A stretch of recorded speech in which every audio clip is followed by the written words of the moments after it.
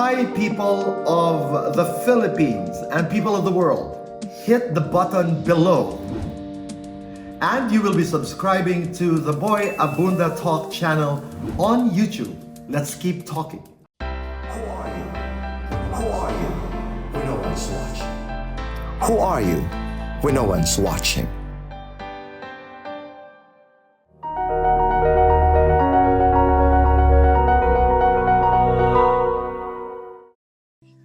Dimples, you've been very open about your dream of opening a school one day, the Dimples Romana Acting and Personality Development School. Opo. Hypothetical.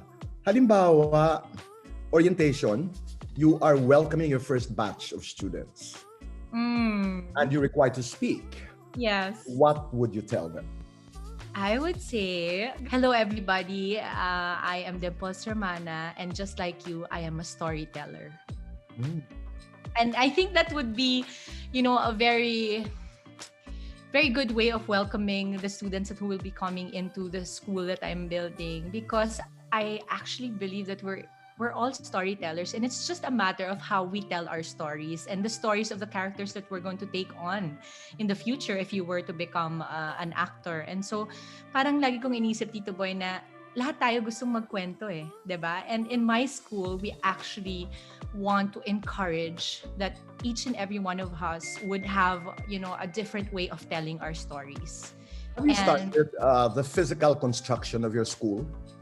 Yes, Tito Boy. Actually, you know what? This has been a long time dream of mine, and I've been working on it even before Kadenang Ginto. This March, I just reached my 24th year in the business, Tito Boy. I was thinking, what is there for me to do after this? What is a good way of me sharing what I have learned from everybody I've been working with? From you, Tito Boy, you have taught me so much. It was just something that you opened up for me, and somehow I've learned that through your class, through your hosting class, the possibilities are endless. Only if you open up your heart to it. So ngayon, Tito Boy, ikaw, you are my teacher, and this time I yearn to be able to teach as well. Can acting be learned? Yes, Tito Boy, I'd like to think acting can be learned. In fact, I think everything can be learned, no? Because of teachers like you have instilled in my heart, in my mind, that no dream is too big for anybody. For the school that I'm building, I want to be able to, cultivate a culture of learning new things every time, regardless whether they are veterans or proteges or newbies or you've been here in the business. Everybody has something to give and everybody has something to learn. In our school, we're not only teaching how you can make use and utilize and maximize the tools that you are given, no? We're also teaching what it's like to actually be in the business, like what it really takes for you to stay long, because it's not just talent, it's not just skill, Tito Boy, and we all know that. Most of the people who have been in this business for many decades and still are here right now are the people who are actually kind-hearted. Yeah. People who are not madamot. Ito ba, many people have asked me why I want to share what I know. Why don't I just parang make it very internal na lang, that I'll just keep it? It will just be my secret way of how I do things.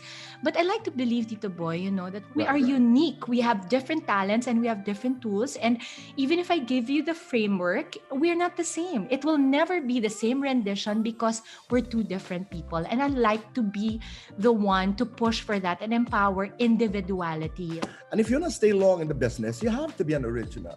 Sabi nga ng isang dakilang artista, it was Meryl Streep, who said that pretending is not just play, it's imagined possibilities. When she takes on a role, hindi siya shortcut, meron siyang sariling proseso. As an actor, what is your style? What is your process? What is your prep? When I go on a project, I write down on a notebook, and I have all notebooks from Amanda of The Greatest Love, I have from Pagani, I have from Daniela, and these are notebooks where I write down what I think the character will love, kung anong kinakain niya sa umaga.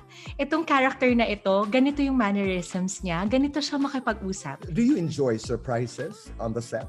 Halimbawa, meron kang ka-eksena, you've worked with him, her, in many materials in the past. And you more or less know how this particular actor would react to a particular scene. at bigla kang nasorpresa because she was attacking it differently. I like that, Tito Boy, kasi it makes the scene very raw. Parang predictability is actually, I feel like, a big no-no when you're doing a scene. Kasi lalo our audience are very, very intelligent, Tito Boy. They just know it na, ay naku, ito na siya. Ito na yung ibibigay niya. And wouldn't you want to shock them?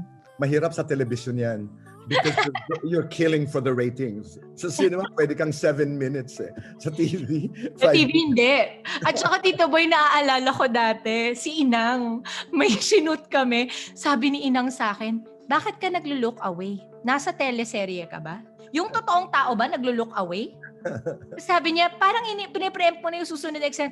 Tapos sabi ko, oh my God, oo nga. Kay Direk Chito naman po, natutunan ko na maging still yung mata ko lalo na pagka sa movie. Kasi ang laki-laki ng screen, pag malikot yung mata ko, nakaka-distract. So sabi ko, ay, yun pala yun. These are the things that I actually value over time. Tito. Sarap, no? Ang pakiramdam. Opo. Dimples, why is it important to be mentored? Ang naisip ko po, ang importansya ng pagiging mentored is that initially, you just know that somebody's looking out for you. Pero, Dimples, how do you find that? The balance between you being an actor and being a mother and a wife. On a day-to-day basis, Tito Boy, napakahirap po. Alam niyo naman po, may pagka-segue, ko eh. And then, I'm also able to order food for my family. Sometimes I even cook for them. Tomorrow, they will eat it. Things like this. But I think I always make sure lang po that my family would never have to feel that they're number 2. Yeah, and that's a deliberate decision. Dimples, 24 years in the business. How has that journey been so far? Rewarding, Tito Boy. Ang pinanggagalingan ko sa tanong na yan, Dimples, for the longest time, you were called the pambansang best friend. Yes. Diba? Take me there. Was there a time when nagduda ka? Was there a time when you started to get tired? Ano ba ito? Hanggang dito na lang ba ako? I mean, I'm coming from the notion that this business is really, really competitive. Ako naman, hindi rin ako nagmamadali. Pero sabi ko nga sa'yo, Tito Boy, pag nakakarinig ako, alam mo, best friend ka palagi, no? Siguro wala ka nung kaya nilang gawin. So ako kasi, Tito Boy, alam mo naman ako, very lighthearted ako. Parang, ay talaga ba? So pag uwi ko, ang problema kasi, Tito Boy, ang doubts, hindi yan mangyayari habang kausap mo yung mga tao. It will happen. Pag mag-isa ka, nakauwi ka na. Wala kang kausap, at napakadaling bumigay, Tito Boy, at iiyak mo talaga. And there were times talaga, Tito Boy, that I cried over it and I felt like, why these people have even the time and made the effort to say these things to me? What can I get from that? I'm thinking, you know what? Ang sakit ng ginawa mo sa akin, gagamitin ko yan sa isa sa mga trabaho ko at napagkakitaan pa kita.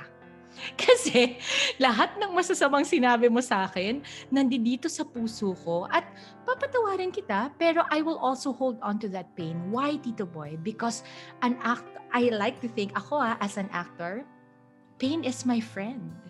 Just for us to have an idea, because you've worked with some of the biggest names in Philippine movies, how was it working with John Lloyd Cruz? Si Idan talaga has an innate way of expressing his emotions. He has a face that somehow tells you how it feels like.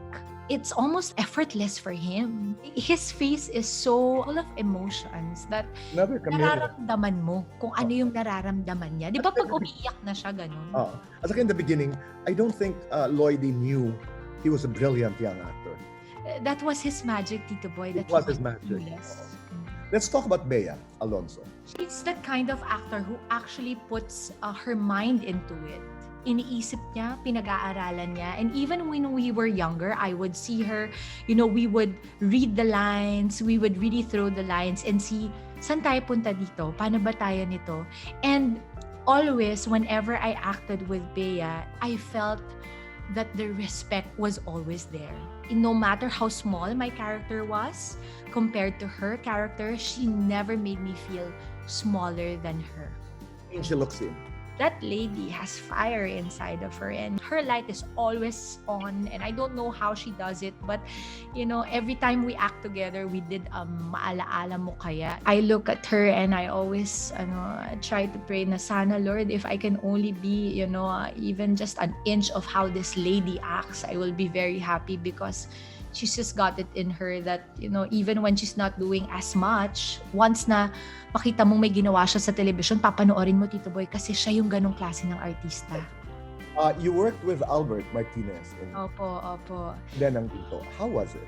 Every time I look at Daddy Albert, I'm like, grabe talaga. Parang he has really found the fountain of youth because he's so handsome. And when I look at him, I just feel compelled to want to do even better. I remember the clip that was sent to Asian Academy Awards when I won regional for Best Supporting Actress was the clip that was me and him.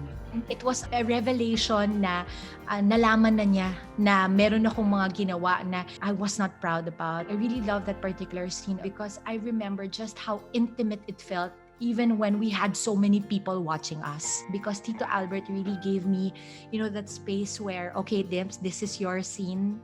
Go ahead and have it. Galing.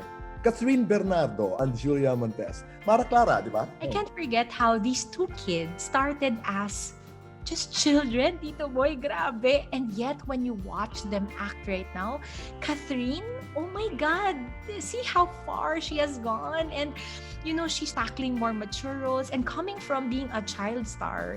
It's something very inspiring to watch. And in the same manner as Julia is also doing so well. When she's acting, she's really into the character that you almost forget that this is Julia Montes. She has that magic in her. How was it working with Vilma Santos? Tita Vilma really played a huge part in how I attack my characters now. I remember there was one scene that we shared together. It was in the dining table.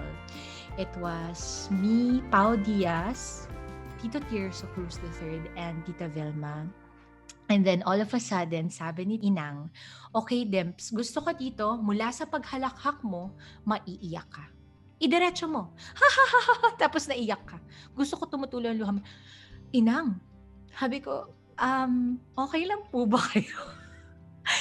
And I remember, Tita Vilma just held my hand. She didn't even say anything. She held my hand as if telling me, you got this. I remember for her to be with so much humility, Tito Boy. And you don't even feel like she's the big star that she is because she makes sure that every single person on set is seen. Powerful story. Sherry Hill. She has been my mama kasi for My Minamahal. This was the remake of Ann Curtis and Oyo Boy Soto. I remember that the first time I met her, I went up to her and I said, Miss Sherry, ako po si Dimples. Ako po ang anak niyo dito. And she said, of course, of course. And then after a few taping shoots, she told me na, Dimps, I appreciated that you introduced yourself. Many of the younger ones don't know how to do that. And you can never assume that everybody knows you, especially when you are the younger one. You have to be the first one to go up to the veteran actors and say, kamusta po kayo? Ako po pala. Ever since I did that, Tito Boy, that introduction, si Mama Sherry has always been super kind to me for scenes that there was one scene na nasa ospital siya and nag-iiyakan kami. I really kept it to my heart. She told me, ang sarap mong maging anak sa teleserye kasi ang dali-daling umarte. Ay, Tito Boy, sabi ko sa'yo, naiyak nga ako ngayon. Naisip ko pa lang. Kasi pag Miss Sherry Hill yung nagsabi sa'yo nun, idol yun. Dimples, when is the school opening? Well, actually, at this point, I'm at, in the process of fixing everything together. But I've already posted it online because I wanted my audience and my future students to be part of the journey. But the physical school will be somewhere south, north? South, Tito Boy, for now. Kasi South girl ako. Alam mo naman, Tito Boy. So I wanted it to be close to my house. So it is in Parañaque. And like when you asked me kanina, Tito Boy, how I keep the balance, I make sure that everything that I have to do is close to home. I have last questions for you. What are you doing when your kids are watching? I try to do everything that I would like for them to emulate in the future. Who are you when you're with Angel Luxin? I automatically become a philanthropist, Tito Boy, like her. Who are you when your mom is watching? My 6-year-old self. Oh. What are you eating when no one's watching? Sardinas at maraming kanin. What are you watching when no one's watching? Horror movies, Tito Boy. Actually, kasi walang gustong sumama sa akin eh. Last question. Who are you when no one is watching? A servant of the Lord, Tito Boy. Always. Praise God. Always, always, Tito Boy. Tito Boy, thank you, ha? Maraming salamat.